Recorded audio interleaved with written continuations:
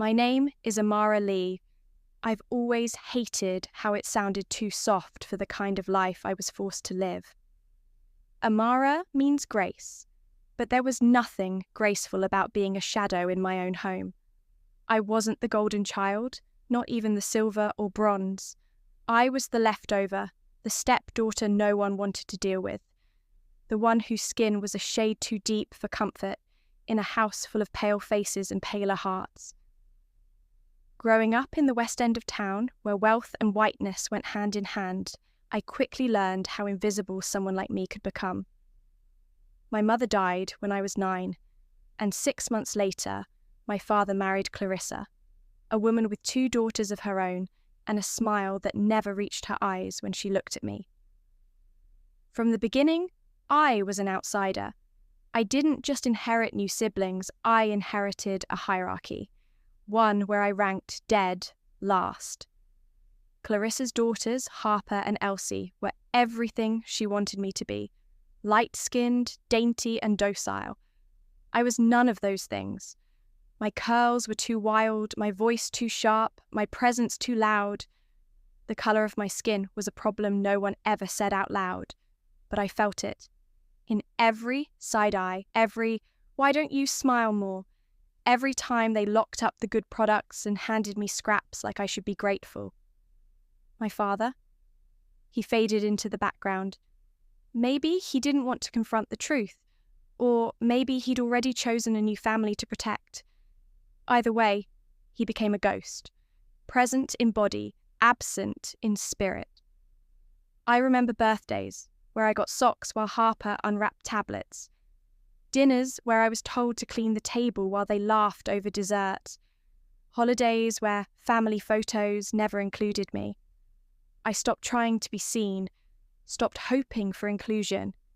Instead, I clung to silence like armour and learned how to disappear even when I was in the room. But the thing about pain is, it either breaks you or builds you, and I wasn't going to let it break me.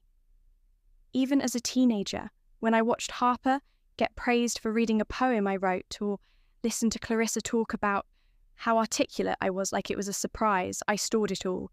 Every slight, every dismissal. I bottled the shame and turned it into something sharper, ambition. No one in that house thought I'd make it. But deep down, I knew I would. I had to. Because surviving wasn't enough for me. Not anymore. I wanted to live. And that's where my story begins. Not in the warmth of a loving home, but in the cold corners of a place that taught me exactly what I didn't want to become. Each morning felt like a test I hadn't studied for. I'd wake up before the sun, slipping out of bed as quietly as I could. The floorboards in my room creaked like they resented me too, as if the house itself was in on the joke. I'd pad to the kitchen in silence, preparing breakfast for everyone before they even stirred. No one ever asked me to. They just expected it. Clarissa had a way of ignoring me that stung more than outright hatred. She'd glide past me like I was the help, only acknowledging me when something wasn't done to her standards. "Why is the orange juice warm? Did you forget to sweep again?" I could have screamed that I was 16 and not the maid, but I knew how that would go. She'd clutch her chest, call me disrespectful, and suddenly I'd be grounded for having an attitude problem. Harper and Elsie were no better. Harper, with her perfectly straightened hair and designer lip gloss, always made sure I knew I didn't belong.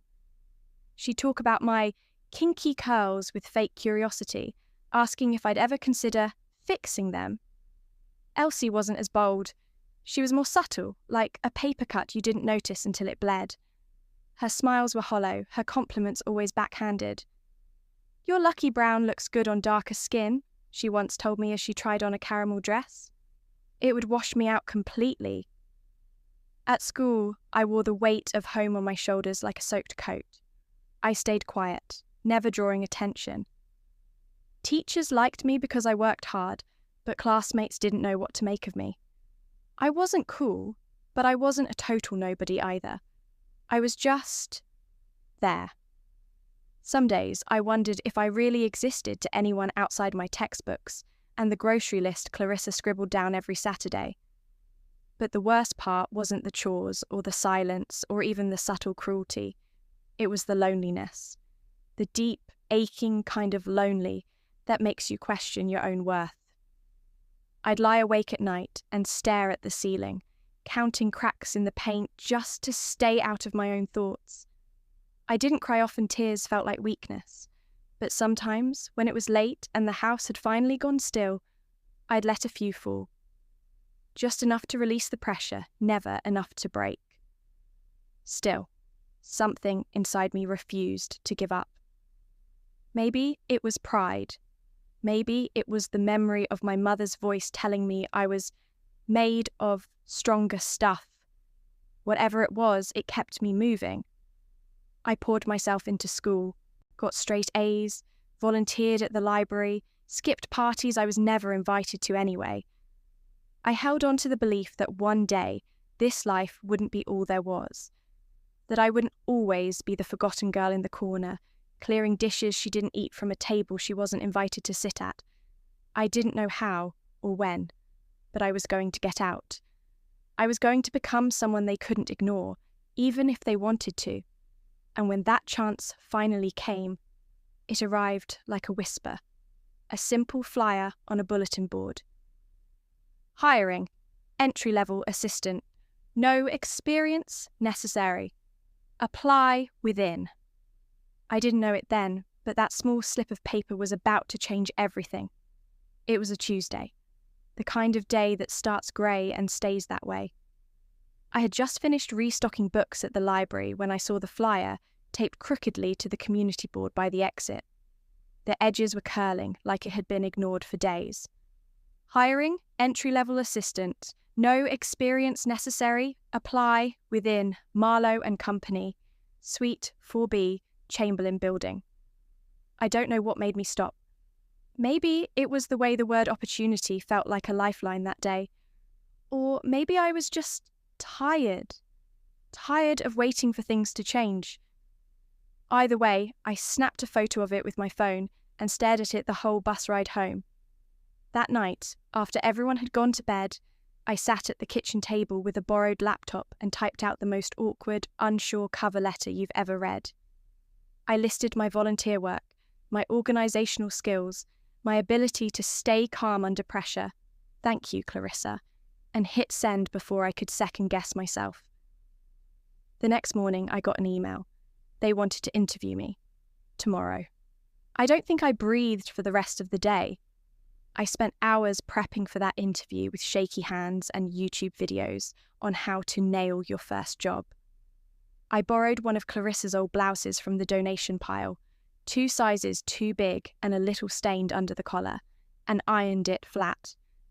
I twisted my curls into a low bun and stared at myself in the mirror until I almost believed I looked like I belonged. Marlowe and Company wasn't a big company, just a modest firm tucked into the top floor of an old building downtown. But to me, it felt like entering a new universe. The woman who interviewed me, Ms. Daniels, wore sharp heels and sharper eyeliner. She asked me about multitasking, time management, and why I wanted the job. I want to prove that I can do something for myself, I said honestly. I'm willing to learn.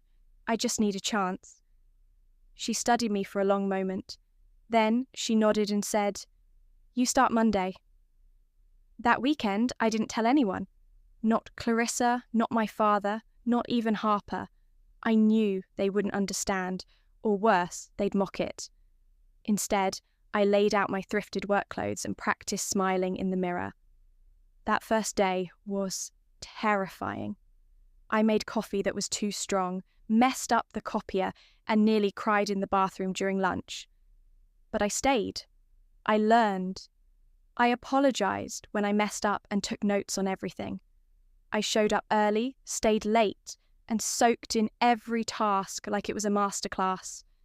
The work itself wasn't glamorous. Emails, calendars, stapling reports. But I didn't care. For the first time in my life, I was earning something on my own. My paycheck was tiny, but It felt enormous. I remember holding that first envelope like it was gold. I started eating lunch with a girl from marketing named Tasha. She was kind, funny, and, most importantly, she saw me. Not as the help, not as a mistake, but as someone worth talking to. That alone made the job feel like magic. Every day I walked into that office, I left behind the house that tried to erase me. I was building something, slowly, quietly, with trembling hands and a hopeful heart. And in those early days, I made myself a promise. No matter how hard it got, I would keep going.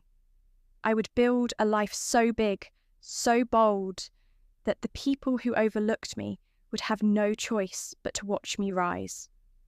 Working at Marlowe & Company was like finding air after being underwater my whole life.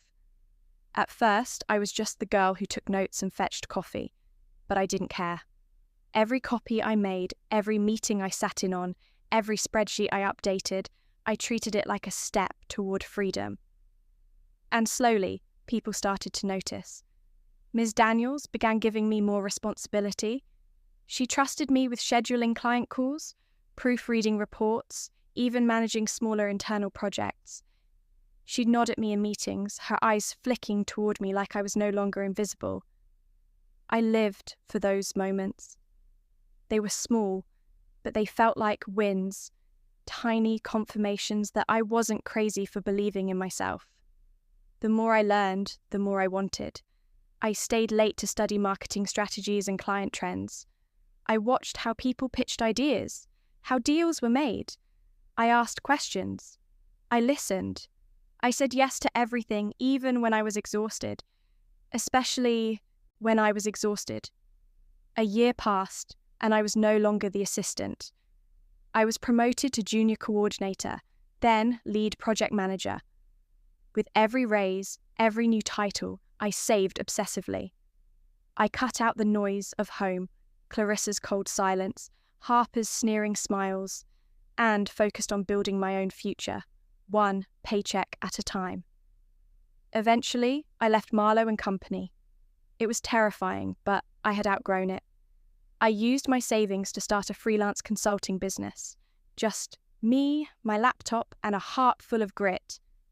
I took on small clients at first, startups and local shops that couldn't afford the big firms. But I gave them everything I had. Every marketing plan I designed was rooted in authenticity and hustle. Word spread. Clients referred me. I started hiring help. Tasha came on as my first employee. Then came an office. Then 2. Within 4 years, I had built something real. A digital marketing agency with a full team, a waiting list, and a reputation for turning underdogs into contenders. The day I signed the lease on our third office space, I stood in the middle of the empty room and let myself cry. Not from sadness, those tears were long gone, but from the overwhelming truth of how far I'd come. From the forgotten girl in a hostile house to a CEO with her name on the door. I started dressing differently. Bold colours, natural curls out in full glory. I walked into meetings with my chin up and my voice steady. People listened. They respected me. And for the first time in my life, I felt seen, not just for what I could do, but for who I was. But it wasn't just about the success. It was the peace. I woke up in my own apartment, made my own meals, and didn't have to shrink myself to fit anyone's mould.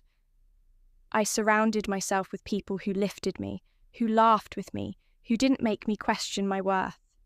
I built more than a business. I built a life I was proud of. A life where I didn't have to ask permission to exist. One where the girl who used to cry herself to sleep now ran meetings with Fortune 500 brands. And yet, as satisfying as it all was, I knew the past hadn't finished with me. Because success changes things. And people. And one day, out of nowhere, the family who once made me feel like nothing came knocking again. It started with a friend request. Harper. I stared at the notification like it was some kind of joke. The same girl who used to laugh behind my back, who once told her friends I was just the maid's daughter, wanted to connect. No message, no apology, just a little green check mark and her carefully curated profile picture, all polished smiles and soft lighting. I didn't accept it, but I didn't delete it either. 2 days later, an email came. Subject: Hey, stranger. It was from Elsie. I've been seeing your posts online. You've done really well for yourself. We should catch up sometime. I miss you. Miss me?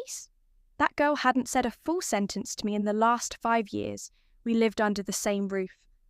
I read it 3 times, half expecting it to vanish like a glitch. But it stayed. And then came the text from my father.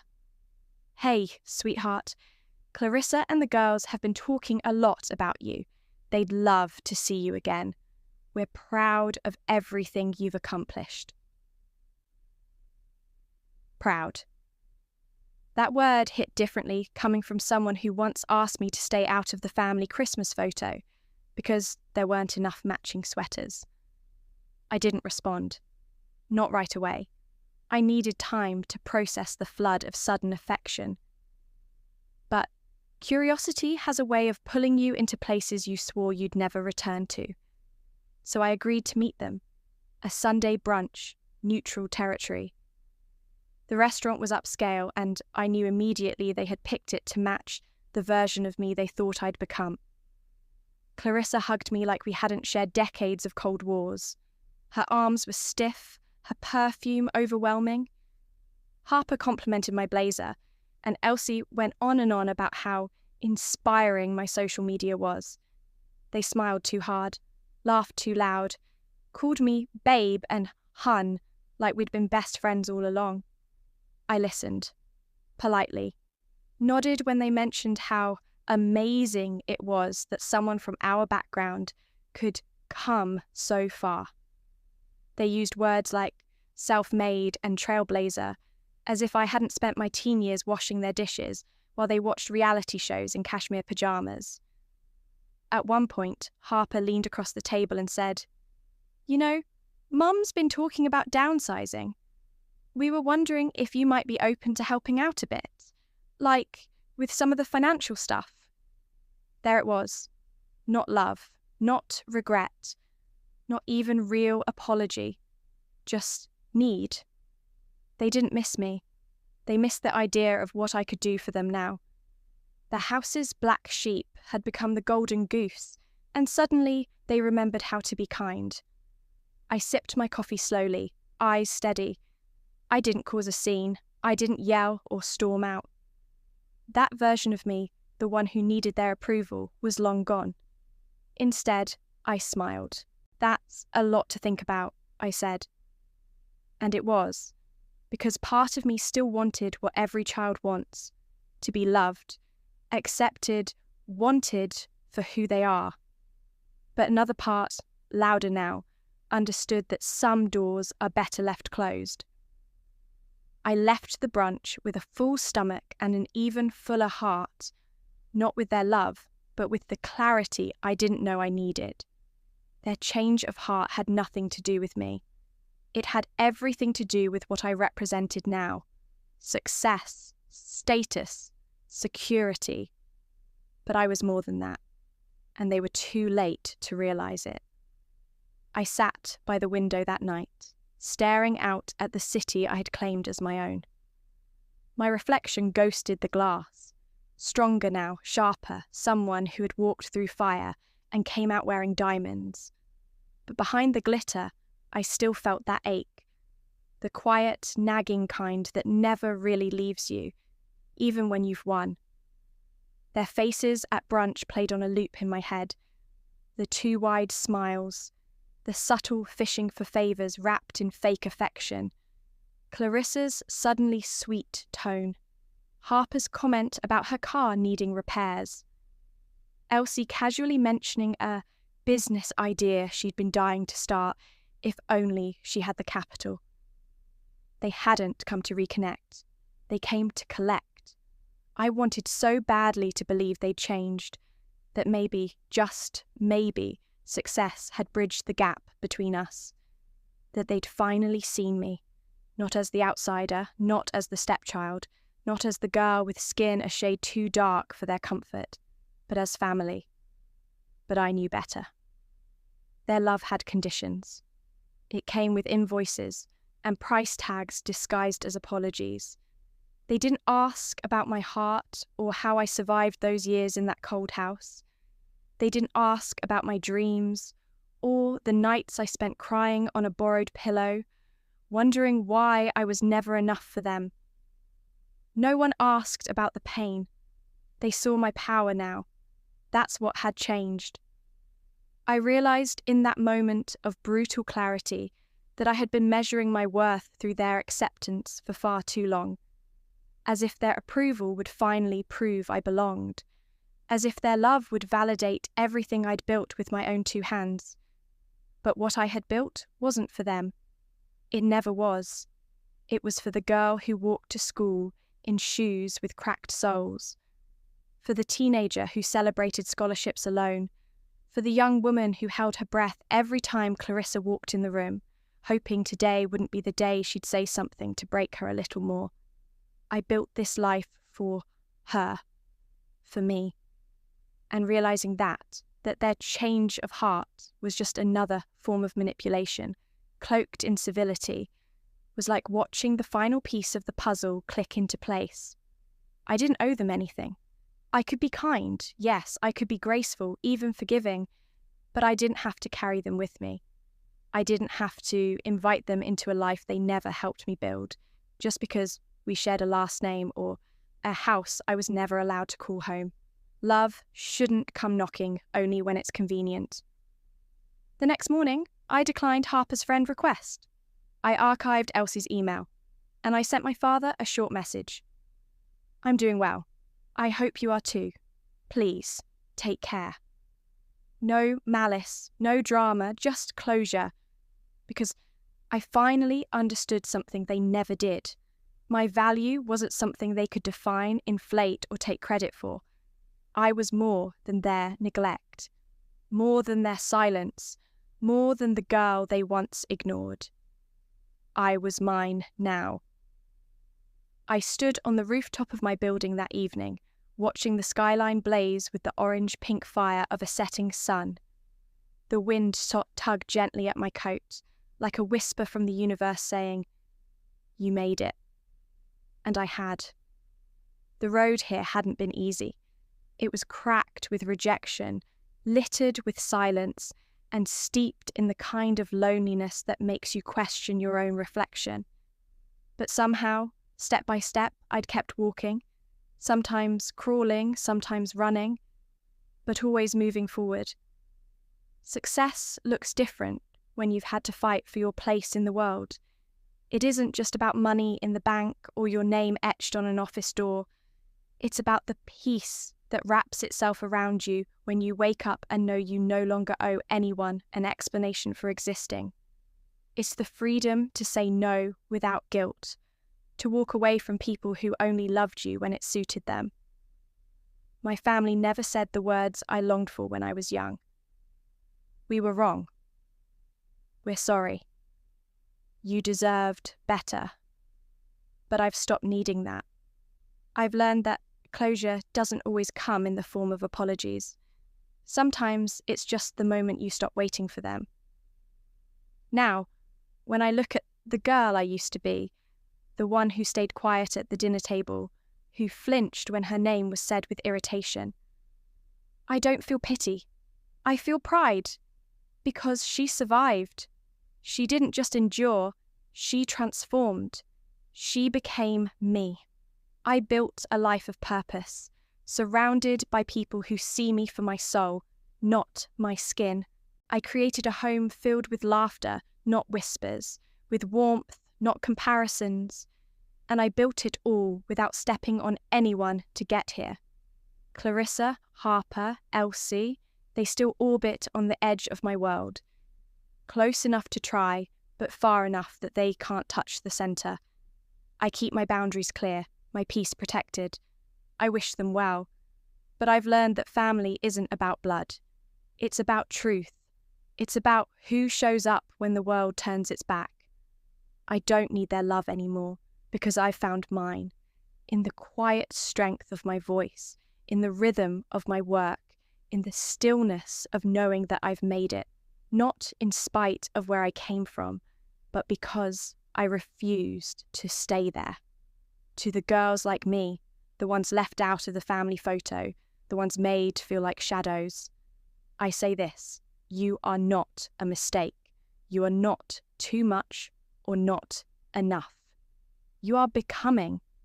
And one day, when the world tries to come back for you with flattery and convenience, you'll know your worth so deeply that you'll smile kindly and keep walking, just like I did. With my head held high and my heart finally whole,